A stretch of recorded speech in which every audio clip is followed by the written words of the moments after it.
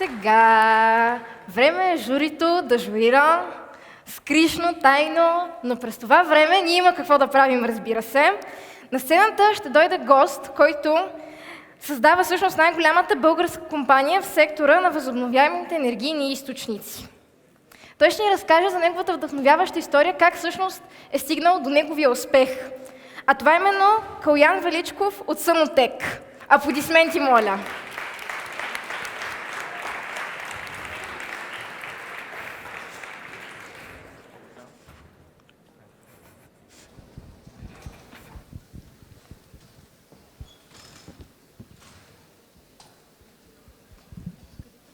Първо да благодаря, че ме поканихте и да кажа, че за нас от Санотек наистина в днешния ден осъзнавам, че това е може би едно от, ако не е може би едно от най-хубавите инициативи, които подпомагаме, и държа да кажа, че ще продължим да го правим, защото просто вие сте вдъхновяващи. Това, което правите, заслужава нашия респект. Аз, когато създадох Санотек, бях на 27 години. Общо взето бях минал вече през един фалит преди това. За да стигнеш до върха, трябва да минеш и през доста перипетии. И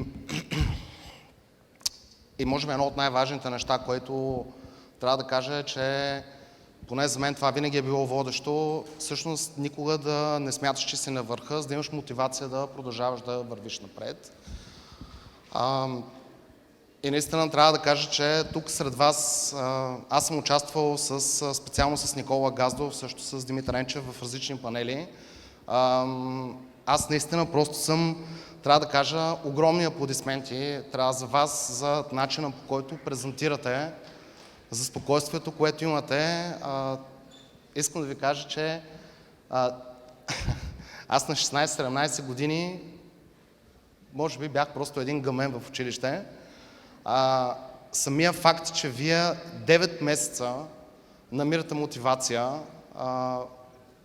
в време, в което всичко е много различно от това, което за мен е било преди 25 години. Това е наистина просто, вие заслужавате абсолютен респект от наша страна и това ме кара наистина да мисля, че България има едно страхотно бъдеще. Когато аз стартирах, т.е. когато ние стартирахме в Санотек, общо взето много хора не вярваха в това, че ние ще успеем да пробием. Стартирахме като една компания с 30 души в България. 13 години по-късно сме да твърда най-голямата construction компания в Европа. Работим в 4 континента. Имаме 2800 служителя в, мисля, 11 офиса в цяла Европа, включително вече и в Латинска Америка. И трябва да ви кажа моето послание към вас, че това нещо е създадено от България. И вие трябва да вярвате това, че ние живеем в България, не е минус, напротив.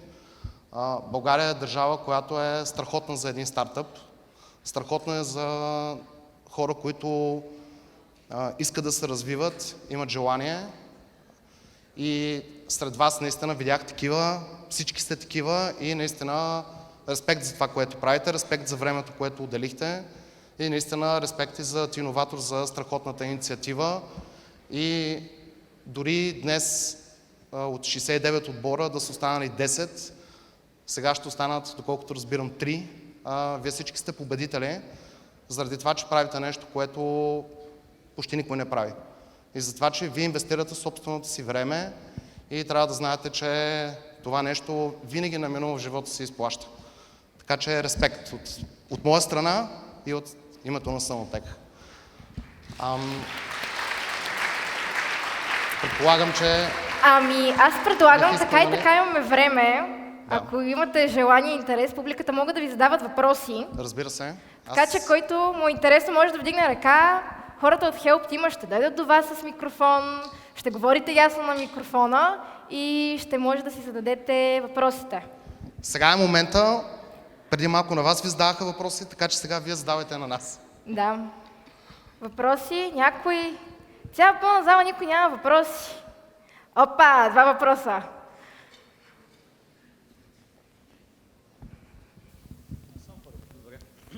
Какви са трудностите на това да управляваш толкова голям екип от хора?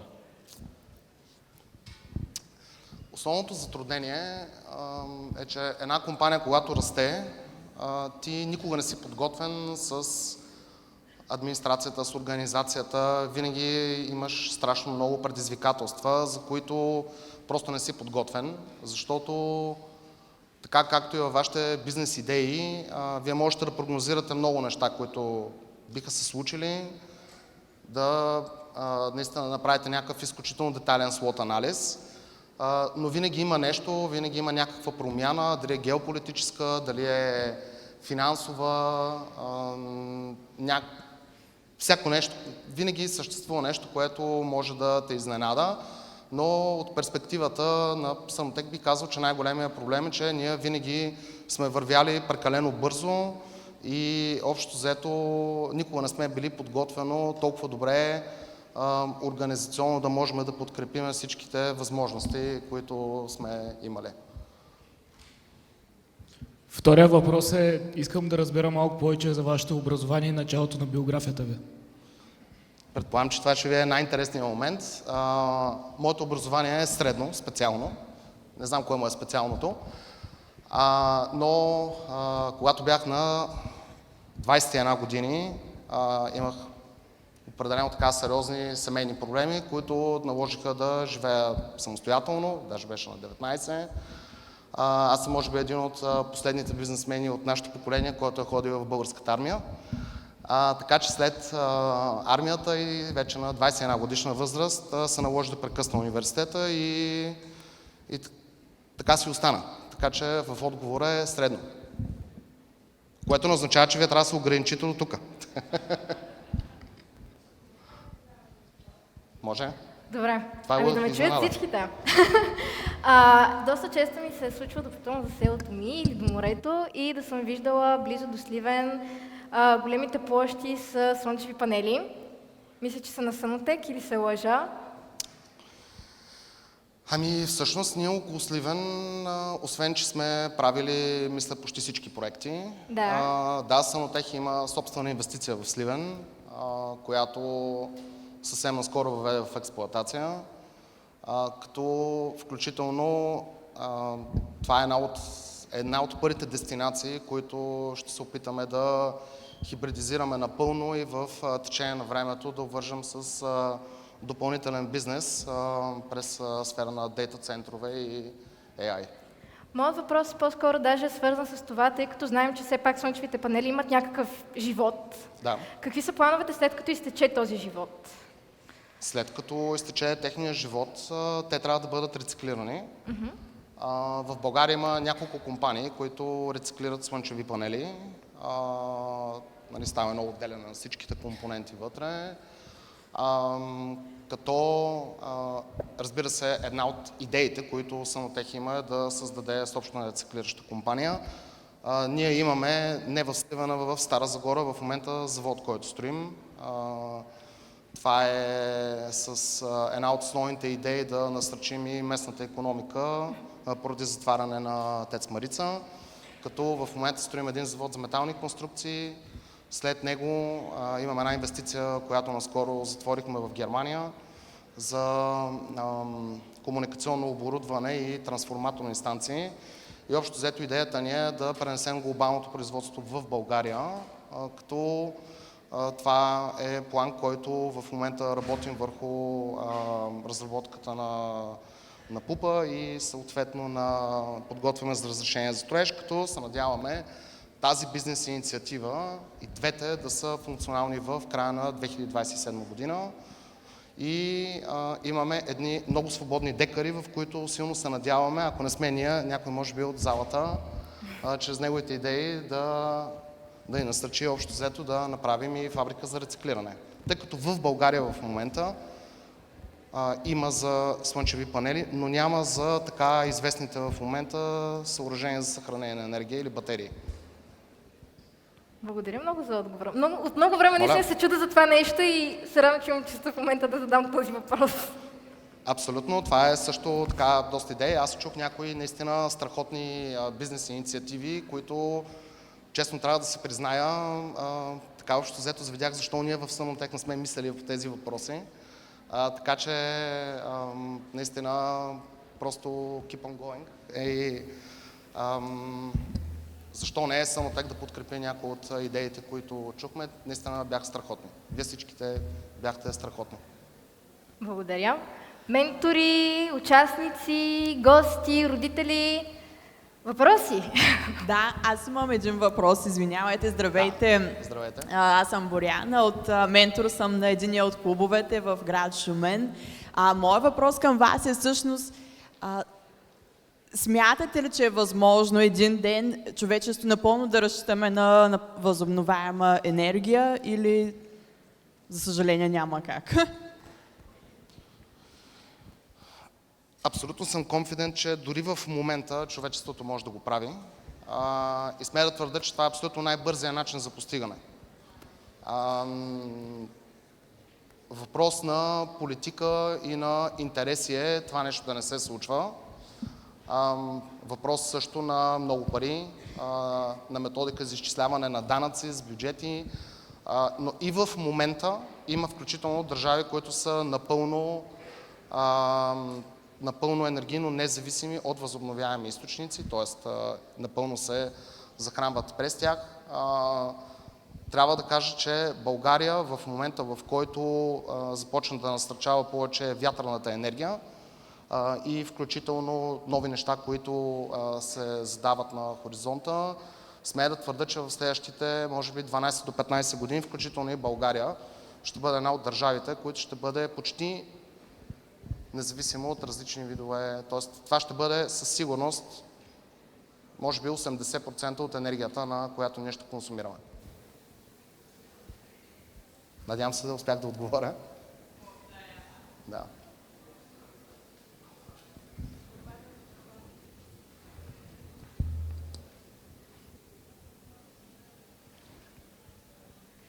Здравейте, моят въпрос е как успявате да не загубите мотивация и да не се отказвате от работата си, въпреки че понякога е трудно да се справяте с много работи едновременно и понякога умората и бърнаута един вид взимат връх?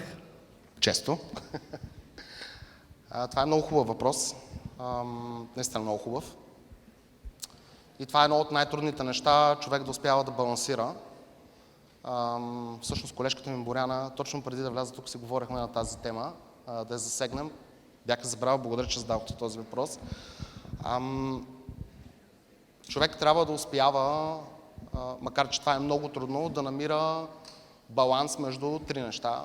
Едното е чисто професионалното развитие, работата, след това семейството, но човек винаги трябва да отделя една частица, една трета от времето си, дали една трета или една четвърт, и за себе си, защото често един от големите проблеми, които ние като хора имаме, е понякога ние смятаме, че да оставяме време за себе си, по този начин рефлектираме негативно или не отделяме достатъчно време нито на семейството, нито на работата. Не е така. Трябва да отделяме и за себе си. А това, което мен ме държи мотивиран и това, което ме държи да не бърнаутвам е моят екип, колегите ми, които са, освен изключителни професионалисти, една част от моето семейство и те са толкова къмитнати във всичко, което правят, включително и те отделят своето време да са днес тук, една част от тях, те мотивират и мен. Затова е страхотно, че Ти-иноватор прави това събитие в общо взето в групи, което определено, според мен, така мотивира и вас взаимно да си помагате. Въпросът ми е следния, тъй като съм чувал, че слънчевите панели са вредни за околната среда. Това вярно ли е? Със сигурност мога да кажа, че това не е вярно. Естествено е много важно след това те да бъдат рециклирани, но не е вярно. Включително ние правим в Сънотех страшно много проучвания, работим с доста екологични организации, има много изследвания. Мога да кажа, че нито слънчевите панели, нито вятърната енергия са вредни. Напротив, даже е изключително интересен и осезаем развитието на природата около такива централи. Естествено е важно къде те се сглобяват, къде въобще се позиционират. Нали имате предвид, в България ние не използваме земеделски площи. Нещата, на които така общо взето поне ние конструираме нашите проекти, са в места, в които нито нещо иска да никне, нито нещо иска да живее. Така че със сигурност мога да кажа, че поне за България, пък и на доста други места, слънчевите панели не са вредни.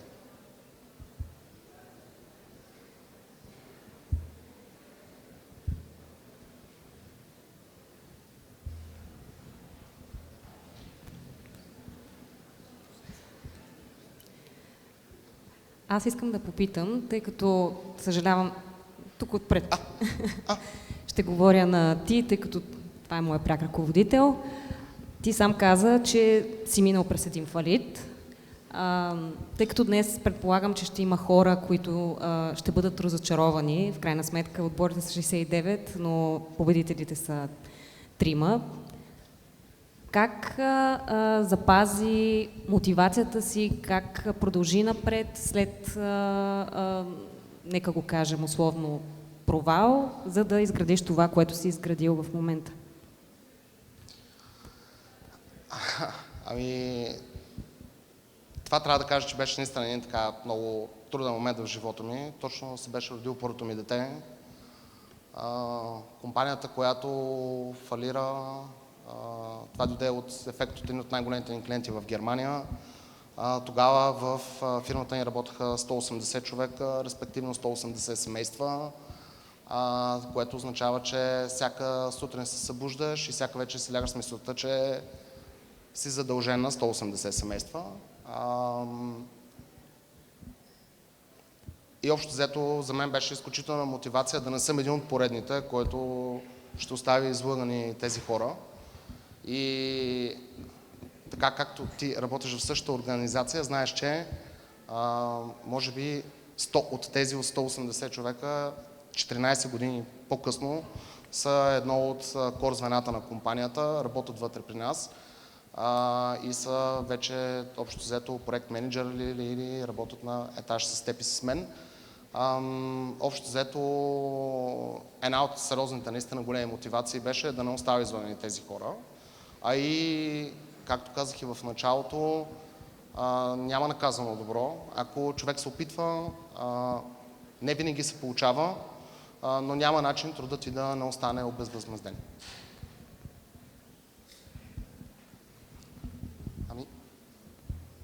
Още въпроси имаме ли? Силно вярвам, че все някой из публиката има. Имаше един господин с шапка, ето там аз ви виждам. Точно така. Помня, че вдигнахте ръка. Не знам защо пак не вдигнахте, но знам, че имате въпрос. Чакам си реда. Здравейте, Калян Велинов се казвам. Имам един въпрос. Да, ще сме. Имам един въпрос, който ми е интересен. Тук са изключително много стартиращи. Още се чудят дали ще са предприемачи.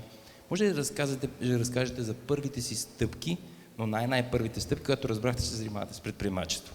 Първите опити за привличане на капитал, дето се казва от близки и познати, friends and family, някакви такива инициативи от най-ранните години. После се вижда, че достатъчно добре се справяте. Тук малко ще ви изненадам сигурно. Капитала, който Сънотех е използвал в началото, беше изцяло собствен.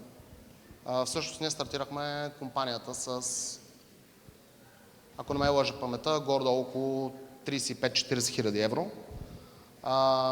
Но изключително бързо имахме късмета да имаме първите няколко микродоговора в Германия. Като ние първите 10 години сме работили изцяло експортно насочено, не сме работили в България. Но целият растеж, който имаме до тази година, се е движил изцяло органично. Като тази година за първи път направихме стъпка да вкараме нов капиталов инвеститор. Може би някои от вас знаят, тук преди един месец затворихме сделка с американската алтернативна платформа Blackstone. която стана инвеститор в Санотек, но до този момент винаги сме растяли органично и наистина с изключително малък капитал в началото.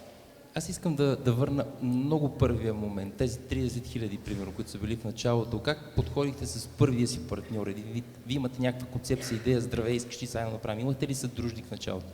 После е ясно, когато се завърти, нали, цикличността, първите крачки, защото тук, примерно в нашия екип, защото аз съм един от менторите, това беше интересен казус при всичките, първите стъпки. Как да направим Friends and Family рунда? Защо да поемем ангажимент към някого? Към първите 3 семейства, докато ги направим 2000. Да, разбира се. Този ангажимент означава, че той влиза във фирмата. Така е. Тук е въпрос наистина колко капитал е необходим. Наистина до каква степен това, което ние тръгваме да правим, ставаше доста резонни въпроси от журито. До каква степен смятаме, че времето, до което продукта започва да печели, да генерира приходи. Сега ние сме стартирали в сфера на услуги, които са били изключително бързи като конвертируемост. Респективно затова и капитала, който е бил в началото, не беше необходимо да бъде под формата на стандартен стартъп, в който да привлечем повече капитал. Имали сме много пъти в времето, в което сме били в етап, в който сме искали да привлечем нов инвеститор, но може би сме били спирани от факта, че съществува страха да не се наложи да промениш политиката на компанията или визията, която имаш. Но специално тук в Санотек в началото наистина беше през изключително органично, просто защото не се е налагало да набираме повече капитал. Благодаря много. И моля ви да ме пуснете, защото не искам Ники Газдов да зададе на мен въпроси. Пускаме ви! Аплодисменти, благодаря на всички. моля.